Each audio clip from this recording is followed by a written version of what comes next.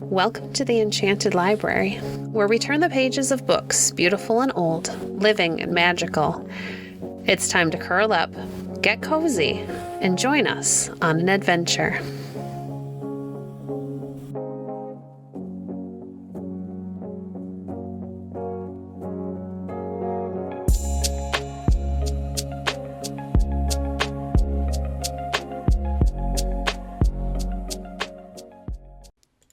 Today we're reading from 20 Beautiful Stories from Shakespeare by Edith Nesbit. Othello. 400 years ago, there lived in Venice an ensign named Iago, who hated his general Othello for not making him lieutenant.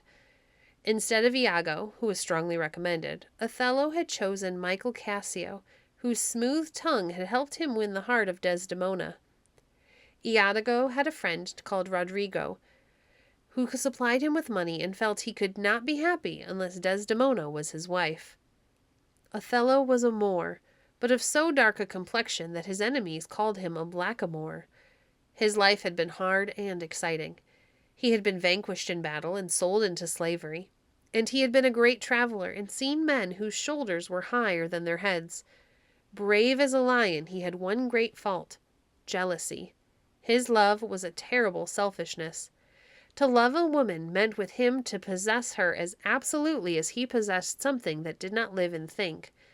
The story of Othello is a story of jealousy. One night, Iago told Rodrigo that Othello had carried off Desdemona without the knowledge of her father, Brabantio.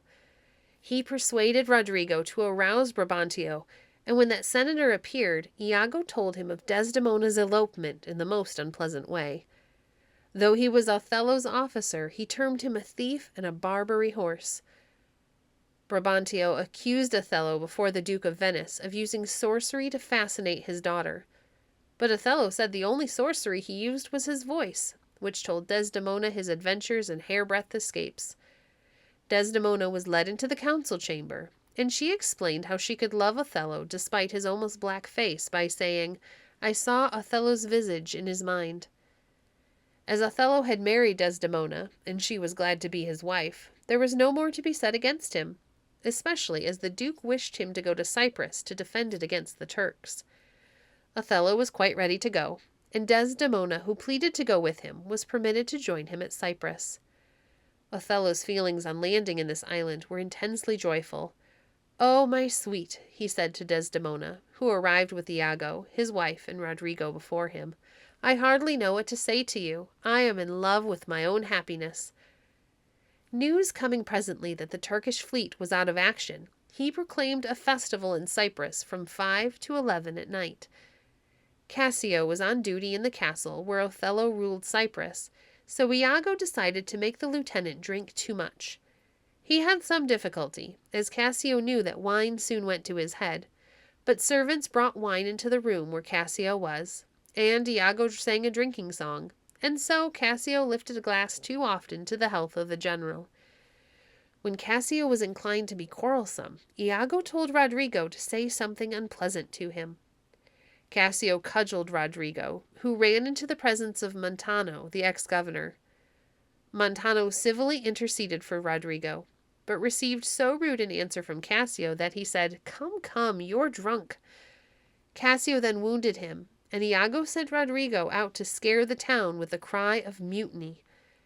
The uproar aroused Othello, who, on learning the cause, said, "Cassio, I love thee, but never more be an officer of mine."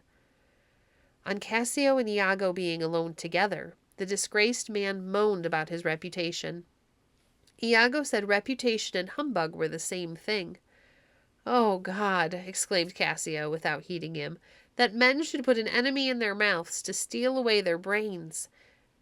Iago advised him to beg Desdemona to ask Othello to pardon him. Cassio was pleased with the advice, and the next morning made his request to Desdemona in the garden of the castle.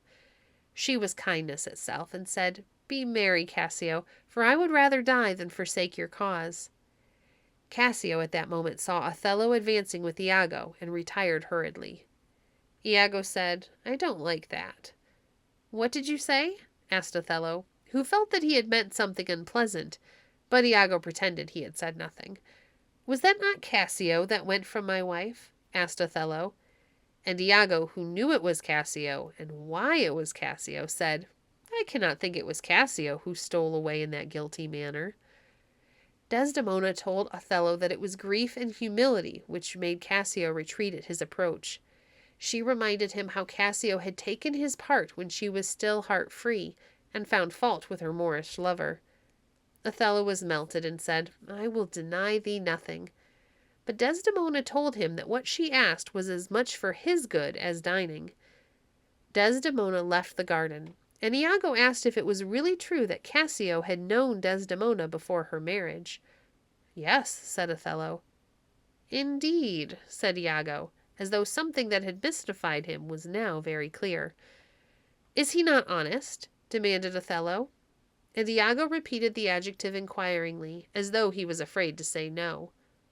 What do you mean? Insisted Othello. To this, Iago would only say the flat opposite of what he said to Cassio. He had told Cassio that reputation was humbug. To Othello, he said, Who steals my purse steals trash, but he who filches from me my good name ruins me. At this, Othello almost leapt into the air, and Iago was so confident of his jealousy that he ventured to warn him against it.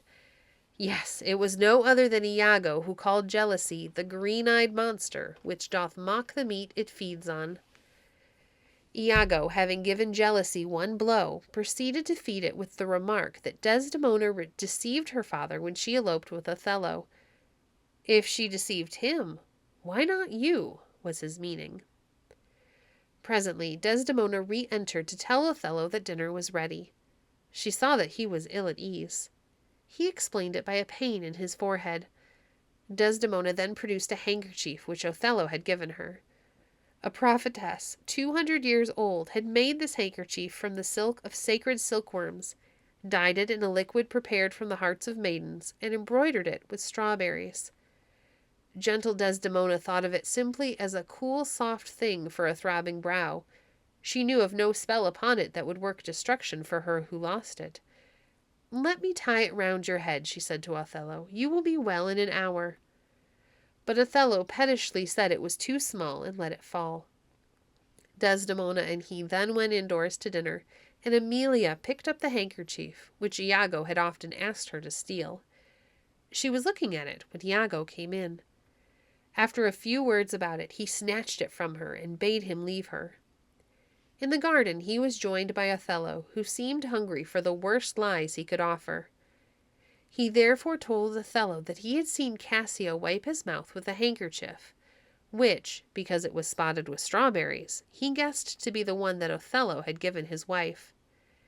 The unhappy Moor went mad with fury, and Iago bade the heavens witness that he devoted his hand and heart and brain to Othello's service. I accept your love, said Othello. Within 3 days, let me hear that Cassio is dead. Iago's next step was to leave Desdemona's handkerchief in Cassio's room. Cassio saw it and knew it was not his, but he liked the strawberry pattern on it, and he gave it to his sweetheart Bianca and asked her to copy it for him. Iago's next move was to induce Othello, who had been bullying Desdemona about the handkerchief, to play the eavesdropper to a conversation between Cassio and himself. His intention was to talk about Cassio's sweetheart, and allow Othello to suppose that the lady spoken of was Desdemona. "How are you, Lieutenant?" asked Iago when Cassio appeared. "The worse for being called when I am not," replied Cassio gloomily. "Keep on reminding Desdemona and you'll soon be restored," said Iago, adding, in a tone too low for Othello to hear, "If Bianca could set the matter right, how quickly it would mend." "Alas, poor rogue," said Cassio, "I really think she loves me." And, like the talkative coxcomb he was, Cassio was led on to boast of Bianca's fondness for him, while Othello imagined, with choked rage, that he prattled of Desdemona and thought, "I see your nose, Cassio, but not the dog I shall throw it to."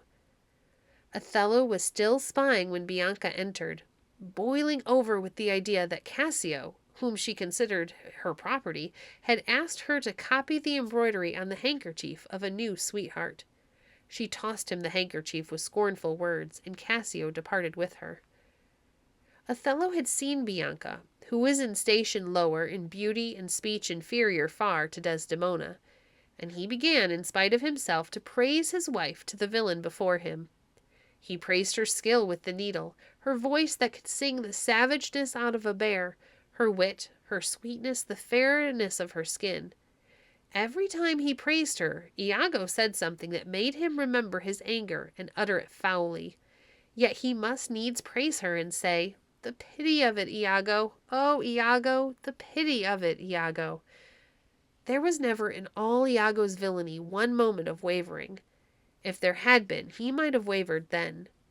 "Strangle her," he said. And "Good, good," said his miserable dupe. The pair were still talking murder when Desdemona appeared with a relative of Desdemona's father, called Lodovico, who bore a letter for Othello from the Duke of Venice. The letter recalled Othello from Cyprus and gave the governorship to Cassio. Luckless Desdemona seized this unhappy moment to urge once more the suit of Cassio. "Fire and brimstone!" shouted Othello. "It may be the letter that agitates him," explained Lodovico to Desdemona, and he told her what it contained. "I am glad," said Desdemona. It was the first bitter speech that Othello's unkindness had wrung out of her. "I am glad to see you lose your temper," said Othello. "Why, sweet Othello?" she asked sarcastically, and Othello slapped her face. Now was the time for Desdemona to have saved her life by separation, but she knew not her peril, only that her love was wounded to the core. "I have not deserved this," she said, and the tears rolled slowly down her face. Lodovico was shocked and disgusted. "My lord," he said, "this would not be believed in Venice. Make her amends." But like a madman talking in his nightmare, Othello poured out his foul thought in ugly speech, and roared, "Out of my sight!" "I will not stay to offend you," said his wife. But she lingered even in going, and only when he shouted, "Avaunt!" did she leave her husband and his guests. Othello then invited Lodovico to supper, adding, "You are welcome, sir, to Cyprus. Goats and monkeys." Without waiting for a reply, he left the company. Distinguished visitors detest being obliged to look on at family quarrels, and dislike being called either goats or monkeys, and Lodovico asked Iago for an explanation. True to himself, Iago, in a roundabout way, said that Othello was worse than he seemed, and advised them to study his behavior and save him from the discomfort of answering any more questions. He proceeded to tell Rodrigo to murder Cassio. Rodrigo was out of tune with his friend. He had given Iago quantities of jewels for Desdemona without effect. Desdemona had seen none of them, for Iago was a thief. Iago smoothed him with a lie, and when Cassio was leaving Bianca's house, Rodrigo wounded him, and was wounded in return. Cassio shouted, and Lodovico and a friend came running up. Cassio pointed out Rodrigo as his assailant, and Iago, hoping to rid himself of an inconvenient friend, called him villain and stabbed him, but not to death. At the castle, Desdemona was in a sad mood. She told Emilia that she must leave her, that her husband wished it. "Dismiss me!" exclaimed Emilia. "It was his bidding," said Desdemona. "We must not displease him now." She sang a song which a girl had sung whose lover had been base to her, a song of a maiden crying by that tree whose boughs droop as though it weeps, and she went to bed and slept. She woke with her husband's wild eyes upon her. "Have you prayed tonight?" he asked, and he told this blameless and sweet woman to ask God's pardon for any sin she might have on her conscience. "I would not kill thy soul," he said. He told her that Cassio had confessed, but she knew that Cassio had naught to confess that concerned her. She said that Cassio could not say anything that would damage her. Othello said his mouth was stopped. Then Desdemona wept, but with violent words, in spite of all her pleading, Othello pressed upon her throat and mortally hurt her. Then with boding heart came Emilia, and besought entrance at the door, and Othello unlocked it, and a voice came from the bed saying, "A guiltless death I die." "Who did it?" cried Emilia, and the voice said, "Nobody. I myself. Farewell." "'Twas I that killed her," said Othello. He poured out his evidence by that sad bed to the people who came running in, Iago among them. But when he spoke of the handkerchief, Emilia told the truth. And Othello knew. "Are there no stones in heaven but thunderbolts?" he exclaimed, and ran at Iago, who gave Emilia her death blow and fled. But they brought him back, and the death that came to him later was a relief from torture. They would have taken Othello back to Venice to try him there, but he escaped them on his sword.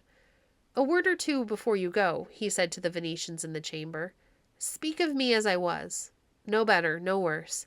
Say I cast away the pearl of pearls, and wept with these hard eyes.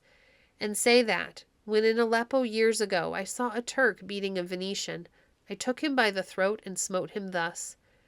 With his own hand he stabbed himself to the heart, and ere he died his lips touched the face of Desdemona with despairing love." Thank you for joining us today. If you enjoyed today's episode, please leave a review on your favorite podcast platform and share our podcast with a friend.